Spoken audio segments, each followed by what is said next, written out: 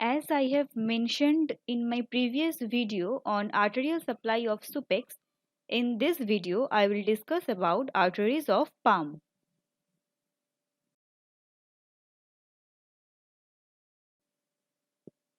The hand is richly supplied with the blood. The arteries of the hand are terminal parts of the ulnar and radial arteries, which on entering the palm form superficial and deep palmar arterial arches respectively. The superficial palmar arterial arch is the direct continuation of ulnar artery. On entering the palm, the artery curves laterally behind the palmar aponeurosis and in front of long flexure tendons. The convexity of arch is directed towards the digits. This is ulnar artery.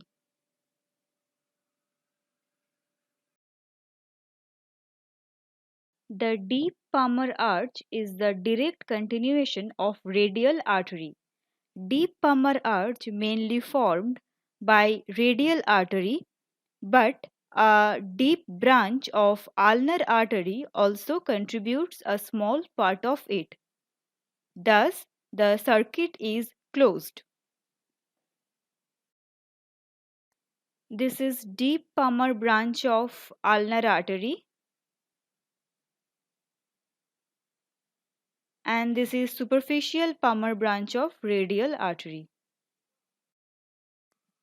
Now the branches from superficial palmar arch.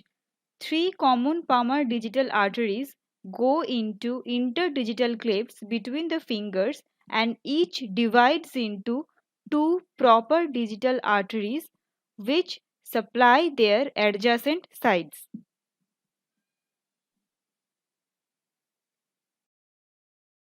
One proper digital artery runs along the medial side of little finger which it supplies. In the interdigital clefts, the common palmar digital arteries are joined by the palmar metacarpal arteries. These are branches of deep palmar arch. This is a common palmar digital artery. This is proper digital artery, and this is palmar metacarpal artery. Immediately after entering the palm, the radial artery gives off two branches, arteria radialis indicis and arteria princeps pollicis. Other branches from deep arch are three perforating arteries and some recurrent branches.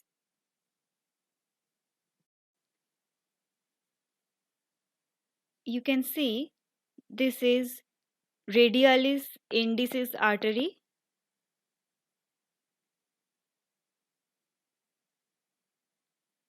and this is princeps pollicis artery.